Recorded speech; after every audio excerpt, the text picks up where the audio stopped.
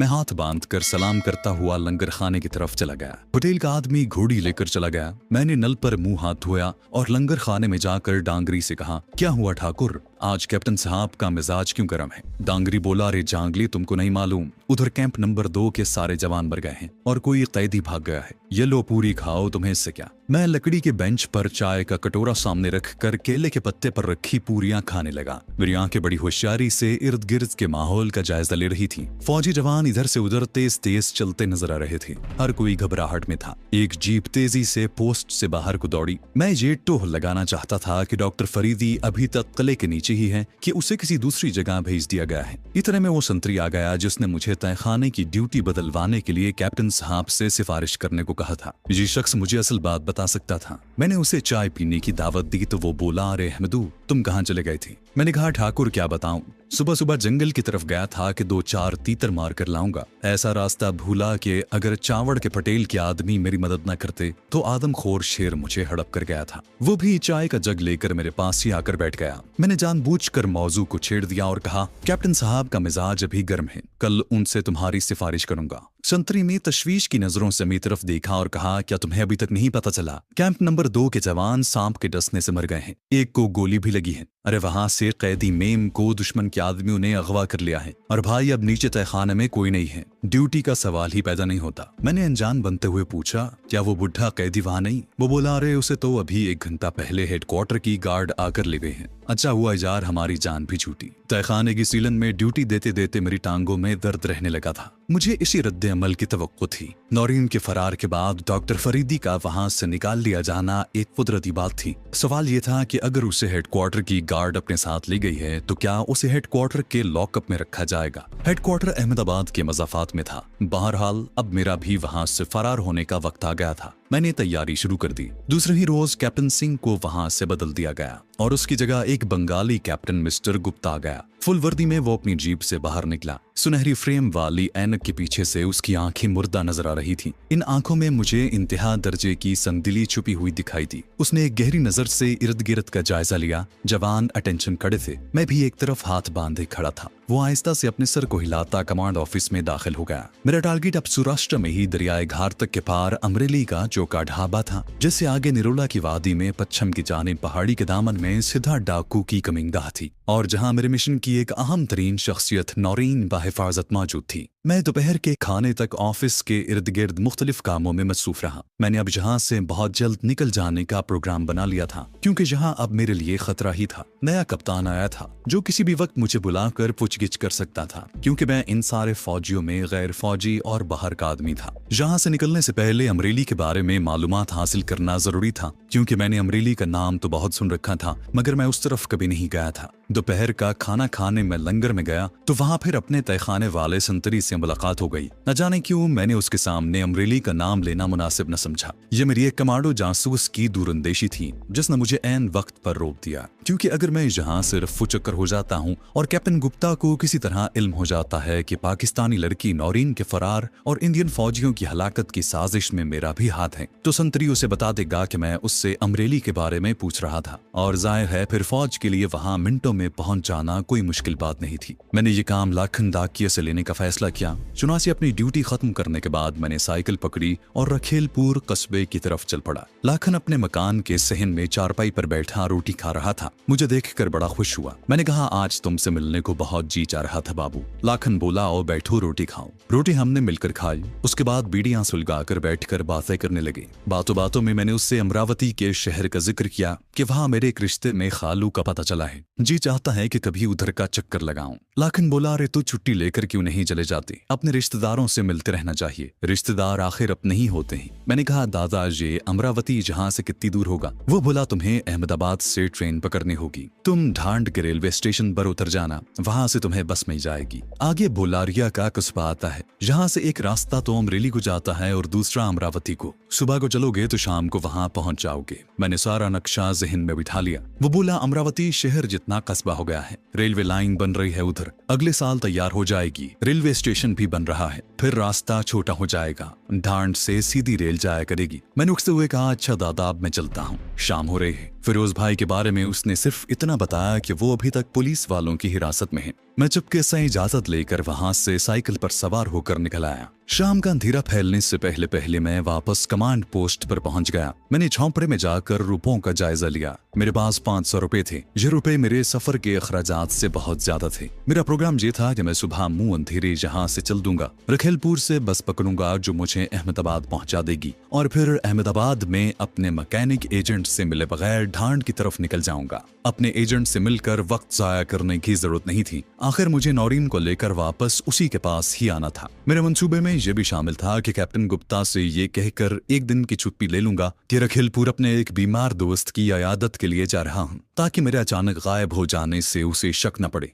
रात का खाना खाने मैं लंगर में आ गया। कुछ नए चेहरे नजर आ रहे थे। मालूम हुआ कि थोड़ी देर पहले अहमदाबाद से कुछ नए फौजी आए हैं जिनका ताल्लुक इंटेलिजेंस से है। मैं मोहतात हो गया। मेरा संतरी दोस्त और हवालदार किशन लाल भी मेरे करीब ही बेंच पर बैठे भोजन वगैरह कर रहे थे, मगर मैंने उनसे कोई बात न की। मेरा तहखाने वाला संतरी दोस्त अपनी बाल्टी उठाकर मेरे पास आकर बैठ गया। दादा क्या सोच रहे हो, आज किसी से बात नहीं करते? मैंने हंसकर कहा, ऐसी बात नहीं है दादा, असल बात यह है कि कस्बे में मेरा एक बड़ा प्यारा दोस्त बीमार है, उसके बारे में जरा परेशान हूँ। सोचता हूँ कल कप्तान साहब से छुट्टी लेकर उसकी खबर ले आऊं। संतरी ने बेनियाजी से कहा, क्यों नहीं, चले जाना। और लंगर से उठकर मैं कैप्टन गुप्ता के क्वार्टर की तरफ चल दिया कि सुबह की छुट्टी के लिए कहूँ। फिर सोचा कि एक दरखास्त लिखकर तहखाने वाले संतरी को दे देता हूँ। मैं नए कैप्टन के सामने नहीं जाना चाहता था। मैंने कापी का वर्क फाड़ कर उस पर गुजराती जबान में छुट्टी की दरखास्त लिखनी शुरू कर दी। मैंने अभी 2-3 सत्र ही लिखी थी कि एक फौजी लंबे लंबे डग भरता दरवाजे पे आकर रुक गया। करख्त आवाज में बोला, चलो तुम्हें कैप्टन साहब ने बुलाया है। एक बार तो मेरा दिल डूब सा गया। मुझे कैप्टन गुप्ता की सर्द ठंडी बेदर्द आंखें याद आ गईं।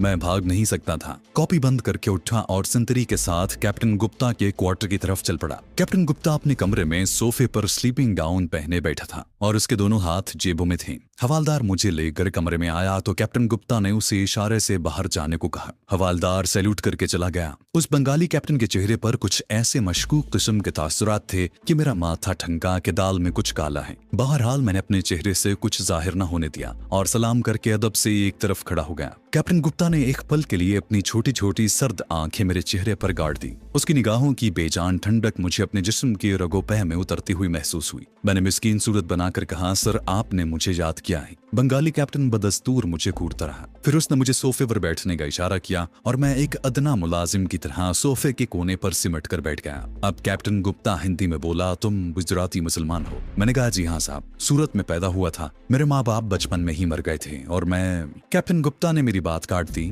तुम शहर को छोड़कर इस कस्बे रखेलपुर में नौकरी की तलाश में क्यों आए? मैं बेहद मोहतात हो गया क्योंकि इस बंगाली कैप्टन को मुझ पर कुछ शक पड़ चुका था। मैंने आजिज़ाना लहजे में कहा, साहब जी, शहर में कोई काम न मिला तो इधर आ गया कि कस्बे में छोटा मोटा काम भी मिल गया तो रूखी सूखी खाकर गुजारा कर लूंगा। कैप्टन गुप्ता के दोनों हाथ स्लीपिंग गाउन की जेबों में थे और वो अपने दाएं हाथ को जेब के अंदर घुमा रहा था। मेरी आंखों में आंखें डालकर कहने लगा, तुम डाक खाने में पैकर थे, फिर जहां पूना रेजिमेंट की कमांड पोस्ट में क्या सोच कर आए थे? ये बड़ा खतरनाक सवाल था, लेकिन मैं भी सूरत हाल का मुकाबला करने के लिए जहनी तौर पर पूरी तरह तैयार हो चुका था। मैंने हाथ बांध कर कहा, साहब जी, पहले वाले कप्तान सिंह साहब को मैंने सप्लाई डिपो की चोरी पकड़वाई थी। उन्होंने खुश होकर मुझे अपना खास सिविलियन अर्दली बना लिया। अब आपकी खिदमत पर लगा हूं। कैप्टन गुप्ता ने अपना दायां हाथ जेब में से निकाला तो मुझे उसके हाथ में एक छोटा सा पिस्तौल चमकता हुआ नजर आया। तुम जेरे हिरासत हो। वो सोफे पर से उठ खड़ा हुआ। उसने चिल्लाकर हवालदार को आवाज दी। हवालदार ठकाठक फौजी बूथ बजाता अंदर घुस आया। कैप्टन गुप्ता ने उसे हुक्म दिया, इसे क्वार्टर गार्ड में ले जाकर बंद कर दो, ये दुश्मन का जासूस है। एक बार तो मेरे पांव तले की जमीन हिल गई। फिर मैंने अपने हवास को मुजतमा किया और हाथ बांध कर कहा, साहब जी, मैं जासूस कहाँ हूँ? मैं तो भारतीय सेना का सेवक हूँ। कैप्टन गुप्ता ने आगे बढ़कर बाएं हाथ से मेरे मुंह पर उल्टा तमाचा मारा और हुर्रा कर बोला, ये तुम्हें बहुत जल्द बता दिया जाएगा कि तुम कौन हो। ले जाओ इसे हवालदार। एक बार तो मेरा खून खौल उठा, मगर मामला इस कदर नाजुक सूरत इख्तियार कर चुका था कि मेरे पास सिवाय सब्र करने के और कोई चारा नहीं था। हवालदार ने अपनी राइफल की नाली मेरी गर्दन से लगा दी और रोबदार आवाज में हुक्म दिया, आगे चलो। बाहर रात गहरी हो रही थी और आसपास अंधेरा छाया था। मगर चंद कदमों के फासले पर कमांड पोस्ट के ऑफिस, बैरक और डिस्पेंसरी के बाहर बल्ब रोशन था। गार्ड पहरे पर थे। हवालदार ने बाहर निकलते ही फौजी जवानों को आवाज दी। एकदम से 3 फौजी बैरक में से निकलकर हमारी तरफ लपके। ये दुश्मन का एजेंट है, इसे क्वार्टर गार्ड में बंद करना है। उन फौजियों ने मुझे दबोच लिया और घसीटते हुए क्वार्टर गार्ड में ले गए और अंदर बंद करके सलाखों वाले दरवाजे को बाहर से मुकफ्फल कर दिया। 2 फौजी वहां स्टीन गन्ने उठाए पहरे पर खड़े हो गए।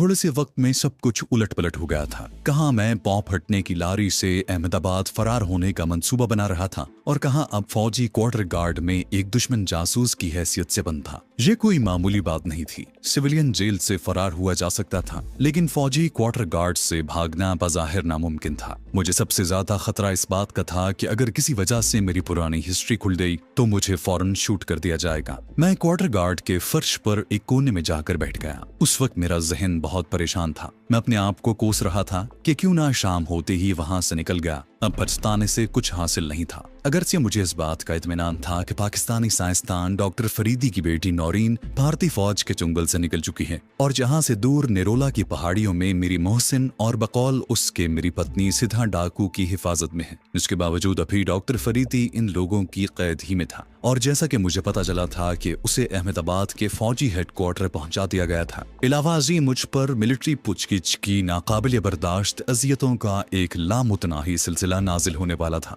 मैं एक तजुर्बाकार और मुहिब्बुल वतन कमांडो था, मगर इस बात का खदशा मेरे एहसासात से चिमटा हुआ था कि कहीं इंटेरोगेशन के दौरान किसी ट्रैंकुलाइजर या बेहोशी की दवा के ज़ेरे असर मेरे मुंह से नौरीन के ठिकाने के बारे में कोई बात न निकल जाए। इन तमाम हालात के पेश नजर मेरा फौज की कैद से फरार बेहद जरूरी था, लेकिन इंडियन मिलिट्री की कैद से किसी जासूस का फरार हो जाना कोई आसान बात नहीं थी। बहरहाल मेरे जहन ने फरार के इम्कानात पर गौर करना शुरू कर दिया था, अगरचे मुझे कोई ऐसी सूरत नजर नहीं आ रही थी। एक बात का मुझे यकीन था कि कैप्टन गुप्ता सिर्फ आज की रात मुझे क्वार्टर गार्ड में रखेगा और सुबह होते ही फौजी गार्ड की हिफाजत में शायद हेडक्वार्टर की तरफ रवाना कर दे। लेकिन दूसरे दिन मालूम हुआ कि एक पाकिस्तानी जासूस से कीमती राज उगलवाने का क्रेडिट वो खुद लेना चाहता था। चुनाचे दूसरे रोज उसके हुक्म से मुझे रखेलपुर वाली कमांड पोस्ट के तहखाने में उस कोठरी में बंद कर दिया गया जहां इससे पहले पाकिस्तानी साइंसदान डॉक्टर फरीदी और उसकी बेटी नौरीन को रखा गया था। अब कैप्टन गुप्ता ने पूछगिछ का सिलसिला शुरू कर दिया। पहले 2 रोज तो मुझे मारा पीटा गया और मैंने एक ही रट लगाई रखी कि मैं पाकिस्तानी जासूस नहीं हूँ, सौराष्ट्र का रहने वाला गरीब नौजवान हूँ।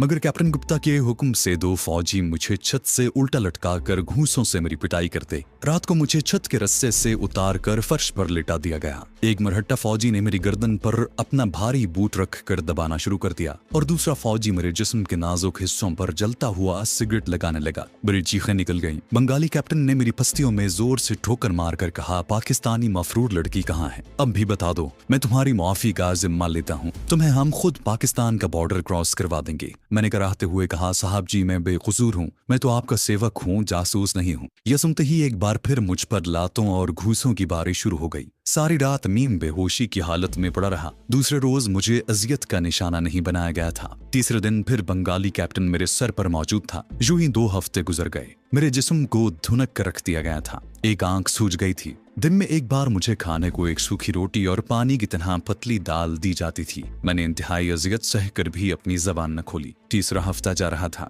2 रोज से मेरे पास सिवाय दाल रोटी देने वाले के और कोई ना आया। शायद बंगाली कैप्टन मुझसे राज उगलवाने के लिए कोई नया सितम ईजाद करने की फिक्र में था, मगर ऐसा न हुआ। मुझे कुछ एहसास नहीं कि कोठरी में दिन कब तुलू होता है और रात कब छा जाती है। एक धीमा बल्ब मुसलसल कोठरी के बाहर जलता रहता था और जो 2 सिपाही पहरा देते थे उनमें से मेरा कोई जानने वाला नहीं था। ये सिपाही वैसे भी मुझसे कोई बात नहीं करते थे। एक रोज मैं कोने में लगा उकड़ू बैठा अपनी सूजी हुई एक आंख पर अपने कुर्ते के दामन से गर्म सांस की टकोर कर रहा था। राहदारी में फौजी बूटों की आवाज आई। 2 मरहट्टा सिपाही ताला खोलकर मेरी कोठरी में दाखिल हुए। एक फौजी ने मुझे बाजुओं से पकड़ लिया, दरवाजे की तरफ धकेल कर कहा, बाहर चलो। दिल में ख्याल आया कि मेरा आखिरी वक्त आ गया है। मैंने कलमा शरीफ का विर्द शुरू कर दिया। मुझे तहखाने से निकाल कर खुली हवा में लाया गया तो देखा कि आसमान पर काली घटा छाई हुई है। ठंडी हवा चल रही थी और सामने एक फौजी स्टेशन वैगन खड़ी थी। उसके पास 3 फौजी राइफलें थामे अटेंशन खड़े थे। मैं समझ गया कि मुझे यहाँ से किसी दूसरी जगह ले जाया जा रहा है। कैप्टन गुप्ता अपने ऑफिस से निकला तो उसके साथ एक नौजवान फौजी भी था। कैप्टन ने उसके हाथ में कुछ कागज थमाए और उसे मेरी तरफ इशारा करते हुए कुछ कहा जो मैं दूर होने की वजह से न सुन सका। मुझे दोनों मरहट्टा फौजी अपने घेरे में लिए खड़े थे। नौजवान फौजी ने कैप्टन को सैल्यूट किया और मेरी तरफ बढ़ा। ये एक खुश शक्ल सांवले रंग वाला लेफ्टिनेंट था जिसकी टोपी पर मरहट्टा राइफल्स का निशान लगा हुआ था। उसने सिपाहियों को इशारा किया। सिपाहियों ने मेरे बाजू पुश्त पर बांधे और मुझे स्टेशन वैगन में धकेलकर अकबी दरवाजा बंद कर दिया। दूसरे दरवाजे से ये दोनों मरहट्टा सिपाही भी अंदर आकर मेरे पास बैठ गए।